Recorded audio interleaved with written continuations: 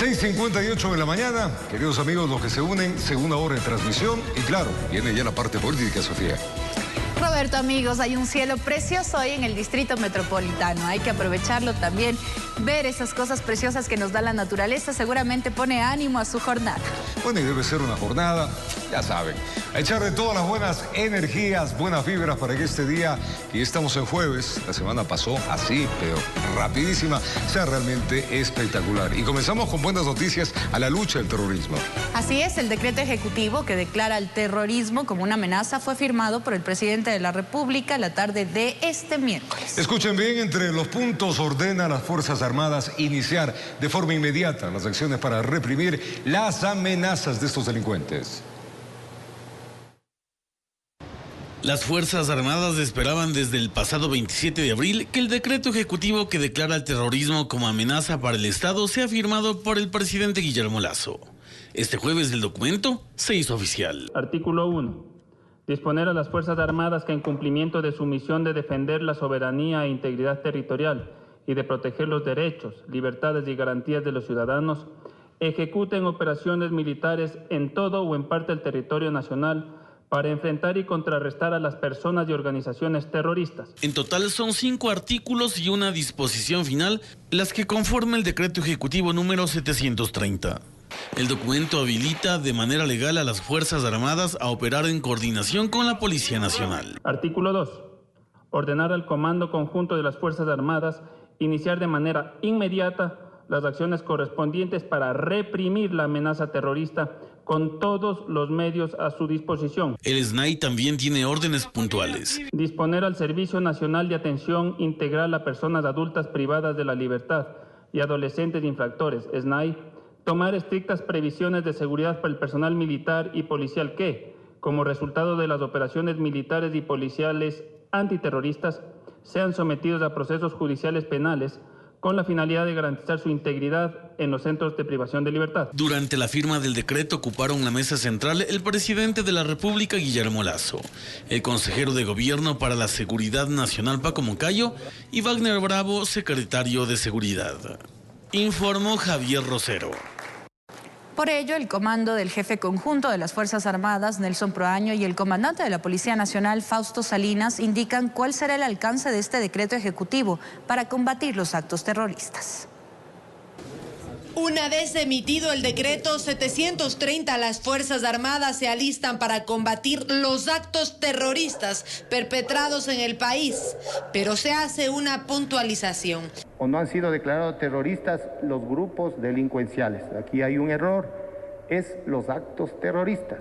Quien sea que los comete, el artículo 366 del COIP nos dice que es una persona o una asociación que cometa actos de violencia o de terror en contra de la ciudadanía, en forma general. Por lo tanto, no está determinado un grupo, un nombre o alguien. Es persona o agrupaciones, las que sean, las que se determinen.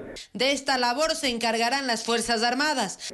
Cuando esté identificado él o los terroristas en un punto, actúa Fuerzas Armadas directamente con sus grupos especiales contra terrorismo. La policía será complementaria. Para que la policía se sume a estos esfuerzos, demandará de capacitación. Implica equipamiento, implica fortalecer las operaciones de inteligencia e investigación y sobre todo implica el proceso penal que debe seguirse para tipificar la acción terrorista y que sean sentenciados de esa manera. Por ejemplo, ¿qué actos de los ocurridos en las últimas semanas podrían considerarse terroristas? En el puerto pesquero de Esmeraldas, eso es un acto terrorista porque fue contra las personas, ¿no es cierto?, por personas que ejecutaron este auto y que causó terror a la ciudadanía. El atentado de ayer contra nuestros policías ya puede ser calificado de un atentado terrorista, en el cual usando armas, planificando una acción contra los policías, atacándoles sin importarles la vida, eso ya es una acción terrorista y en ese sentido vamos a solicitar que se maneje. El uso de explosivos también. Informó Valeria Navarro. La Fiscalía General del Estado, la asambleísta Mireya Pazmiño, descartó que el informe que sirvió como sustento para el proceso de juicio político contra el presidente Guillermo Lasso no haya sido elaborado en la Comisión de lo Económico que ella preside. Mireya Pazmiño, la principal señalada por presunto tráfico de influencias, en la elaboración de un informe en la Comisión de lo Económico de la Asamblea Nacional que ella preside, sobre contratos de la flota petrolera ecuatoriana Flopet y Amazonas Tanker, no dudó en acudir a la Fiscalía General para desvirtuar las acusaciones en su contra. Completamente falso. He presentado los documentos, memorándum recibido de parte de la exsecretaria y de igual manera la elaboración del informe borrador de parte de los técnicos de la comisión con documentos, tanto físicos como también electrónicos. La asambleísta cuestionó que se hable de un informe forjado que favorecería a Amazonas Tanker, documento que de alguna forma sirvió como sustento para el proceso de juicio político contra el presidente Guillermo Lasso. Que la base de esta denuncia es salvarle al presidente de parte del abogado del presidente, que es el señor Fernando Villavicencio. Todas estas denuncias calumniosas van a tenerse que ser comprobado con la documentación que yo acabo de entregar, y quién será quien responde a la Fiscalía será el señor Fernando Villavicencio. Su colega, el asambleísta Fernando Villavicencio, fue quien presentó la denuncia. Hoy Pazmiño está con el peso de la mirada de la Fiscalía encima. Que la legisladora Mireya Pazmiño hizo aprobar un informe que fue elaborado por personas vinculadas a Amazonas Tankers. La propia versión, la abogada Andrea Poveda Camacho, ella señaló con lujo de detalles que el informe no fue elaborado por los asesores de la comisión y esto es un delito. Andrea Poveda, a la que hace referencia Villavicencio, se desempeñó como secretaria relatora de la Comisión de lo Económico. Informó Héctor Romero. La pugna interna al interior del movimiento Pachakutik por la designación del nuevo coordinador nacional podría ser resuelta por el Tribunal Contencioso Electoral. Marlon Santi, coordinador saliente, rechazó estos hechos violentos que envuelven a la organización.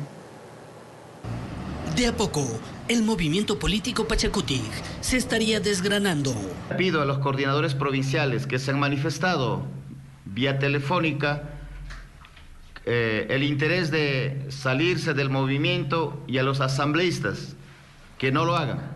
Han llamado 14 dirigentes, 14 provincias, 6 provincias más enfáticas, las que no han podido participar en las elecciones, en un número de 16 asambleístas. Su pretendida dimisión sería en respuesta al enfrentamiento campal entre sus integrantes el pasado fin de semana en Puyo, cuando se eligió al nuevo coordinador nacional de Pachakutik, siendo Guillermo Churuchumbi el virtual ganador, quien recibió el apoyo de Leonidas Issa, presidente de la Confederación de Nacionalidades Indígenas del Ecuador, CONAIE. Si insisten que la línea o la conducción del Pachakutik tiene que estar bajo una decisión unilateral de imposición, de que ellos o las candidaturas tienen que venir sin procesos, deslegitimando, violentando esos procesos, no vamos a aceptar. Santi alertó sobre irregularidades en el padrón, donde estarían personas que salieron de otros partidos.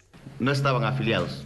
Así es. ¿Y es causal para anulitar esa elección? ¿Es uno de los causales para anulitar esa elección? Esa sí es causal para anulitar, pero es grave lo que pasó en el padrón. Yo no estuve en el padrón electoral y no voté. El principal no estuvo. ¿Qué es lo que nosotros estamos pidiendo? Que se haga un nuevo proceso electoral. Al respecto, para el cuestionado Guillermo Churuchumbi, no existiría vuelta atrás. Yo he recibido más bien el respaldo de muchísimos alcaldes, de prefectos, de las juntas parroquiales, respaldo de los dirigentes de las organizaciones. Informó Héctor Romero. 7:07 en la mañana en la Asamblea Nacional se estaría conformando un nuevo bloque parlamentario tras la inconformidad que se tiene de legisladores en sus propias organizaciones. Esto, el Partido Social Cristiano sufre una nueva baja. Veamos de qué se trata. Continúan las bajas en la bancada del Partido Social Cristiano. Esta vez se trata de la legisladora Elina Narváez. El PSC comunicó sobre la desafiliación del asambleísta y posterior expulsión. Hemos confirmado ya su desafiliación en el Consejo Nacional Electoral y lo que eso significa es que lamentablemente habría sucumbido a los argumentos del gobierno en el caso del juicio político. Sin embargo, Narváez negó haberse desafiliado del partido. Yo no hablo ni con el gobierno ni con nadie de mi bloque. Con nadie. Ni siquiera hay documento donde dice que me separan de la bancada. Es la segunda legisladora que se distancia del Partido Social Cristiano en medio del juicio político contra el presidente de la República, Guillermo Lasso. El primero fue Javier Ortiz, quien aseguró que recibió amenazas. Narváez, a través de un comunicado, ahora se declara independiente. De los 16 asambleístas que conformaban esta bancada, quedan 14. Enhorabuena que se dé esto antes del juicio. Lo que nosotros no queremos es llegar al juicio a dar sorpresas, porque nosotros somos firmes, somos claros. Según el jefe de la bancada del PSC, Esteban Torres, los ofrecimientos se habrían dado a un total de 4 legisladores. Pero, como le digo, sí han existido estos intentos por parte del gobierno de adquirir legisladores, como lo hicieron hace 2 años para sostener la presidencia de la señora Yori. El oficialismo rechaza estas declaraciones. Nosotros no tenemos ninguna responsabilidad sobre la desafiliación de ninguno de los legisladores de ninguna bancada legislativa. Qué fácil es decir que el gobierno nacional simplemente está, según su percepción, comprando asambleístas, cuando ya hemos visto que existe una serie de descontentos de varios legisladores. Ante la inconformidad de varios asambleístas en sus propias organizaciones políticas, se estaría consolidando un nuevo bloque parlamentario. Estaríamos presentando una opción que va desde la presidencia de la Asamblea Nacional, los miembros del CAL y las 15 comisiones de la Asamblea Nacional. ¿Quiénes estarían? Ahí hay asambleístas de todas las bancadas legislativas. Informó Valeria Navarro.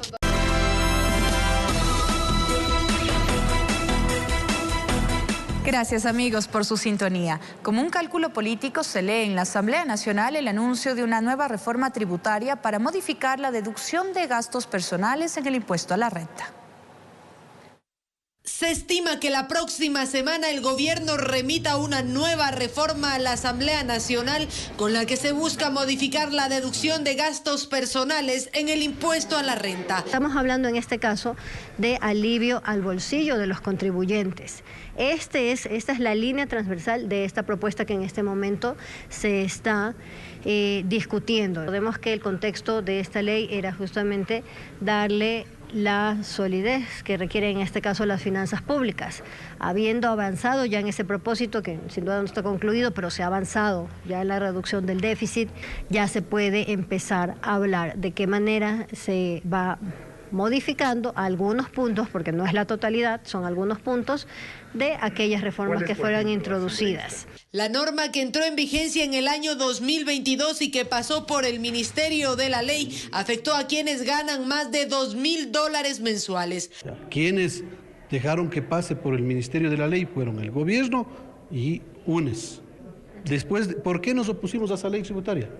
¿Por qué? Porque era injusto que se cobre a los que menos tienen igual que a los que más tienen. Legisladores consideran que la propuesta llega tarde en una coyuntura política álgida por el juicio político contra el primer mandatario y a días de que se cambien las autoridades y se haga una reestructuración en el Parlamento.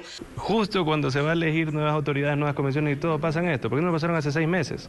Si una ley económica urgente se trata en 28 días.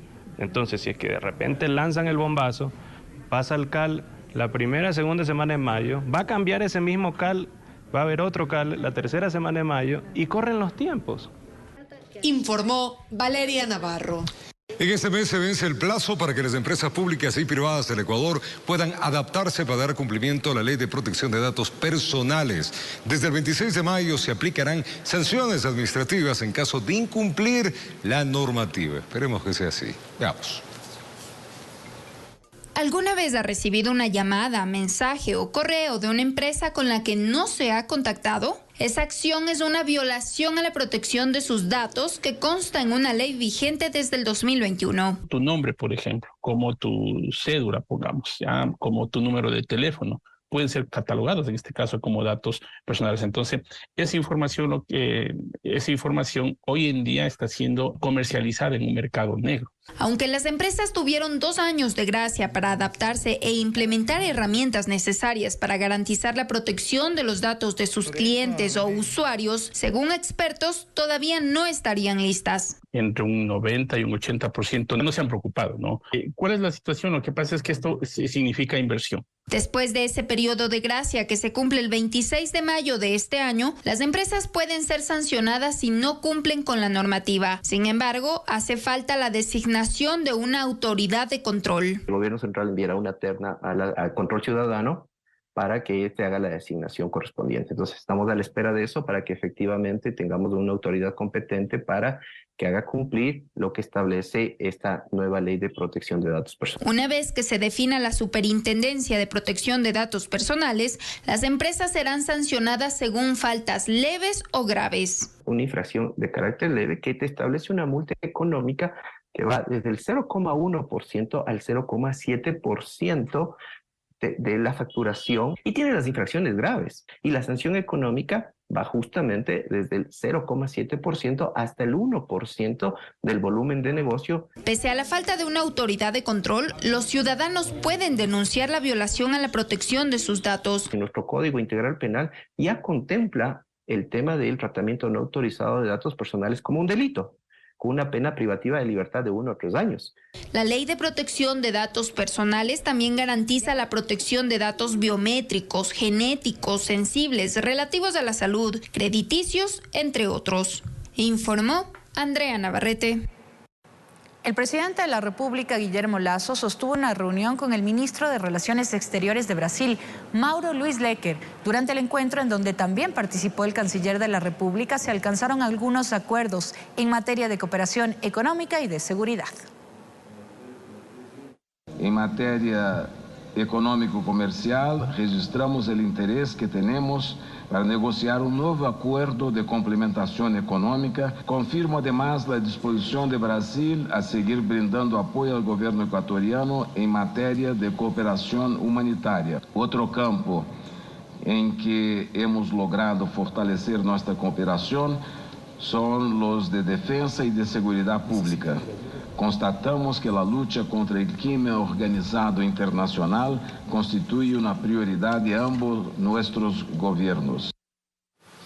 7:20 de la mañana, hace un momento subimos hace aproximadamente casi una hora con Adriana Rojas en la estación de Quitumbe para ver cómo se desenvuelve el tercer día de operación del metro pagado. Vamos a esta hora, luego de haber salido ya el primer, en este caso, tren que les va a llevar a distintos sectores. Adriana, ¿cómo está la situación? ¿Se mantiene estable? Ya no ha habido los atropellos que se tenía el día de ayer y antes de ayer. Adelante. Roberto, amigos en casa, buenos días. Afortunadamente para todos los usuarios la situación aquí está controlada. Podemos observar, ya no hay las largas filas que se venían registrando hasta el día de ayer, y también antes de ayer. Está sumamente fluida la atención por parte de las personas que están en taquillas. La impresión de los tickets de abordar se han acelerado. Recordemos que en los primeros días demoraba entre 15 segundos, ahora está sumamente ágil. Gran cantidad de ciudadanos han llegado y han podido abordar. El primer tren que salió a las 7 en punto de la mañana, el segundo tren que se acabó de ir exactamente a las 7:20 de la mañana, y de aquí en 20 minutos partirá el siguiente tren. Y así sucesivamente, cada 20 minutos hay un tren que parte hacia el norte. Según lo que nos han indicado, la situación se mantiene controlada, de igual forma en el resto de estaciones del norte que se han habilitado para el servicio a la ciudadanía. Según lo que han indicado las autoridades a través de un comunicado, las estaciones que están habilitadas para el día de hoy son Quitumbe, Morán Valverde, Solanda, El Recreo, La Magdalena, San Francisco, El Ejido, La Carolina y El Labrador. La estación de Iñaquito hoy no estará operativa, estarán cerradas sus puertas por un proceso de mantenimiento, según lo que han indicado. Existen aquí en la estación de Quitumbe 5 personas que están realizando el cobro. Decirles que hasta ayer eran 3, el primer día, el martes, fueron 2. Esto también generó uno de los problemas de las aglomeraciones, de las largas filas, el malestar por parte de la ciudadanía. Sin embargo, hoy son 5 y hasta el momento han sido suficientes para abastecer la gran demanda que llega hasta esta estación de Quitumbe, de ciudadanos que van a sus diferentes destinos, hacia sus trabajos. Vamos a ver si podemos conversar con algunos de ellos para que nos cuenten un poquito de cómo ha sido la situación hasta llegar hasta este punto. Uno de los problemas también que se identifica es precisamente la demora en la lectura de los códigos QR, que es también otro de los percances que se registran en este punto. Vamos a conversar con algunos de ellos. Señorito, ¿cómo ha visto el proceso hoy día? La verdad, mucho mejor que el de ayer. Muchísimas gracias, que tenga un buen viaje. Aquí la ciudadanía compra el pasaje y luego viene hasta aquí, hasta los validadores, donde pueden acceder hasta el servicio de transporte, validar su ticket e ingresar. De ahí descienden hasta donde está la estación, que ya está uno de los metros precisamente estacionados para poder viajar con dirección hasta el norte. Vamos a tratar de conversar con algunos de las personas. Caballero, ¿cómo ha visto la situación hoy día? Hoy en día se ve ya un poco más ligero para lo que estaba el día lunes y hasta un poco más rápido, y que algunas personas sí estamos un poco apuradas. ¿El servicio le brinda la ayuda que usted necesita? ¿Menor el tiempo para ir a su dirección de trabajo? Claro, en los primeros días cuando fueron los pasajes gratis sí fue súper bueno y súper cómodo, ya que el costo era muy diferente. Muchísimas gracias, que tenga un buen viaje. Bueno, la ciudadanía hasta el momento se muestra contenta, satisfecha, porque hasta el momento se han podido solventar los problemas que se registraron ayer y antes de ayer en esta estación. Y como ustedes lo ven, la situación está súper fluida. 5 personas han sido suficientes hasta el momento para atender la demanda y por el momento no hay mayores problemas. Esa es la situación que se vive aquí en la estación de Quitumbe, Robert, amigos televidentes. Gracias a la señorita Adriana Rojas por el informe. ¿Todo bien? ¿Todo tranquilo? ¿Por qué no lo hicieron antes? No entendemos. Hay que llegar al caos para decir, no, pues esto se hace así.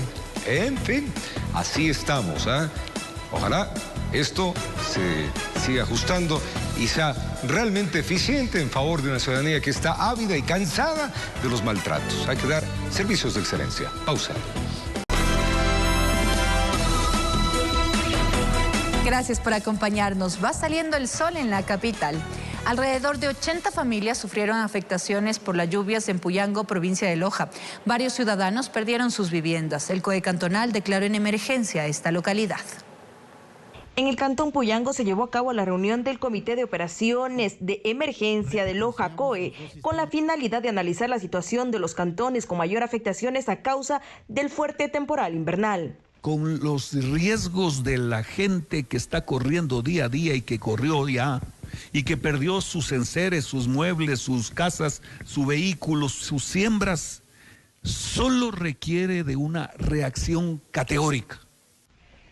Los cantones más afectados son Puyango, Pindal y Zapotillo, donde días atrás las fuertes lluvias ocasionaron el desbordamiento de ríos y quebradas, producto del cual varias familias perdieron sus casas, vehículos y cultivos. Lamentablemente han perdido sus cultivos, sus casas, sus enseres, sus vehículos incluso, pero algo que nunca vamos a perder los puyanguenses es la fe, la esperanza y la ilusión de que vamos a salir. Entre las acciones emergentes se han levantado albergues temporales en establecimientos educativos, se ha suspendido el inicio del periodo académico en 2 unidades educativas mientras son intervenidas. Y se realizan también visitas domiciliarias con el personal del Ministerio de Salud Pública para atención a las personas afectadas. En Loja informó Marcela Constante Brito. Estamos en las 7:32 de la mañana. Familiares de 2 hermanos asesinados el pasado 24 de abril, esto sucedió en el noroeste de Guayaquil, señalan que no pueden retirar el cadáver de uno de ellos porque nunca fue inscrito en el registro civil. Pese a que Criminalística ya les entregó un oficio para la Fiscalía, el funcionario que debe darles el visto bueno aún no se pronuncia. Debe estar en el papeleo. Increíble. Veamos. Desde hace 10 días, sus mañanas empiezan aquí, en el Laboratorio de Criminalística y Ciencias Forenses de Guayaquil, para pedir la entrega de los cuerpos de 2 hermanos que fueron asesinados el 24 de abril en el bloque 10 de Bastión Popular. Pero uno de ellos, Manuel Bravo Zavala, quien tenía 37 años, no posee documento de identidad y esa es la complicación para retirarlo. Mi mamá nunca inscribió a mi hermano, a la cual ese es el problema, que yo no puedo sacar el cadáver de mi hermano de aquí porque no es inscrito, no tiene partida de nacimiento, no tiene papel de nacido vivo, no tiene nada.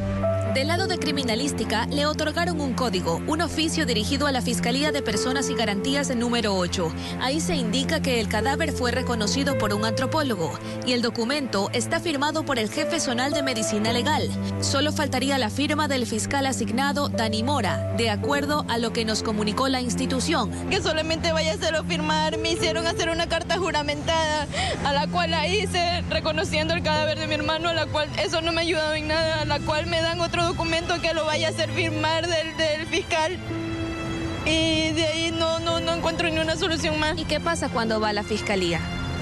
Me mandan de un lado a otro lado, me mandan al piso 1, al piso 2 y así me cargan. Acudimos hasta la dependencia de La Merced. Ahora les dijeron que debían sacar un certificado en el registro civil para demostrar que su ser querido nunca estuvo inscrito. Ellas saben que velatorio ya no podrán hacer por los días en descomposición que llevan los occisos. Solo esperan darles una cristiana sepultura. Siento que no es lo que... Siento que ellos no sienten el dolor de un ser humano cuando los hermanos se le van. O sea, queremos que por favor se apiaden de mi mamá está mal. Nosotros como familiares también estamos mal. Queremos sacar a nuestros hermanos, queremos sepultar a nuestros hermanos y se lo pido por favor, apiádese, por favor. La investigación para esclarecer el doble crimen será otra cosa. Los hermanos fueron baleados por sujetos hasta ahora desconocidos que aparentemente buscaban a otro hombre. Informó Adriana Peralta. Lamentablemente la burocracia en nuestro país a veces llega a extremos de indolencia. Esperemos pronto puedan tener el cuerpo de su ser querido y esas lágrimas dejen de estar en esos rostros. Privados de la libertad fueron encontrados sin vida en el Centro de Detención Provisional de Quito. El occiso cumplía una sentencia por tenencia y porte de armas de fuego.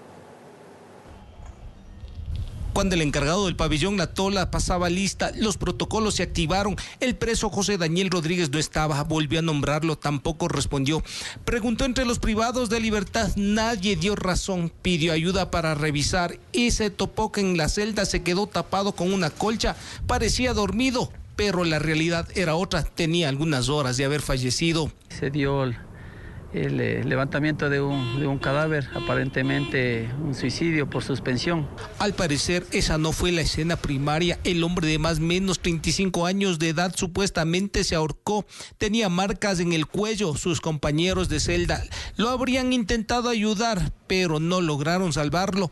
Por eso lo dejaron donde fue encontrado. Se va a realizar las investigaciones pertinentes para poder determinar si efectivamente se trata de un suicidio u otra sería la causa. Inmediatamente unidades del GOEU Mogón fueron parte de un operativo para que agentes de la DINASED y Criminalística realicen el levantamiento del cadáver. Al mismo tiempo realizaron una requisa en el pabellón La Tola, donde encontraron algunos objetos prohibidos que estaban en poder de los privados de libertad. Encontrando varios terminales móviles, armas blancas, chips, cargadores y otro tipo de evidencias. El occiso estaba sentenciado a 1 año de prisión. A pesar de eso, seguía en el centro de detención provisional, que actualmente enfrenta un hacinamiento de casi el doble de su capacidad, lo que de alguna forma pone en riesgo la integridad de los presos. Conversando con los directivos del centro, nos indican que existe un hacinamiento en este centro carcelario. Hay alrededor de 1.600 internos, de los cuales nos comunicaron que ya 600 ya se encuentran con sentencia condenatoria. Sin embargo, continúan en este centro que es de detención provisional. Por algunas horas las visitas y el ingreso al CDP estuvo restringido. En Quito informó Iván Casamen. Y es lamentable, los servidores públicos siguen cayendo. Esta vez un agente civil de tránsito fue asesinado al estilo sicariato allá en Manta, en la provincia de Manabí. La víctima fue atacada en la propia puerta de su casa. Veamos. Una cámara de seguridad grabó el ataque que un sicario ejecutó en contra de Luis Francisco Mieles Hermidas, agente civil de tránsito en Manta, provincia de Manabí. Estaba como que acercándose a hacer limpieza en su vehículo cuando es arribado por una persona que llega con casco en una motocicleta y procede a dispararle. El hecho ocurrió en el barrio 20 de Mayo, en el portal de la vivienda de la víctima, que recibió al menos 7 disparos. Lamentando, pobre madre, es el tercer hijo varón que llora en su familia, que le han matado a él. Era un chico muy tranquilo, una persona muy pacífica, un buen muchacho. Tras el ataque, sus familiares lo trasladaron en un vehículo particular hasta el Hospital Rodríguez Zambrano de Manta, donde confirmaron su deceso. Se ha conversado con las personas de tránsito, prestaba sus servicios en el Nuevo Tarqui, nunca tuvo inconvenientes, muy querido en este sector, muy querido por muchas personas que han venido hasta esta casa de salud. Con este crimen son 5 los agentes civiles de tránsito asesinados en Manta en los últimos 2 años. El móvil de este último hecho violento está siendo investigado por las autoridades. Cuando entendemos que aparentemente son personas que están trabajando en el ámbito normal y que no han tenido inconvenientes aparentemente con nadie, entonces sí sorprende un tema así. Con cámaras, Eduardo García desde la provincia de Manabí, informó Wendy Delgado. Lamentable, solidarios con la familia de este servidor público. La policía pues allanó 4 viviendas, esto en el Guasmo Sur, en Guayaquil, y detuvo a un hombre y una mujer. En esta intervención encontraron armas, droga y dinero en monedas de un país africano. Asimismo, la institución del orden se refirió al enfrentamiento a tiros entre sus uniformados y extorsionadores. Esto sucedió en la isla Puná. Veamos. Detectaron que no podían seguir más con las extorsiones a pescadores y comerciantes en Puná y huyeron realizando disparos. Policías sacaron pistolas y armas largas. Hubo cruce de fuego cerca del muelle en la que zarpan hacia Pozorja. La isla no se escapa de estos grupos delictivos. Así muchos fueron testigos de la valiente reacción de los uniformados. Al notar la presencia policial hacen uso ellos de sus armas de fuego, son repelidos por la Policía Nacional, pero estos salen en precipitada huida vía marítima. De todas maneras, gracias a Dios no existieron víctimas que lamentar. Supuestamente uno de los integrantes de la banda que escaparon en 2 lanchas recibió un impacto de bala y se desconoce su paradero.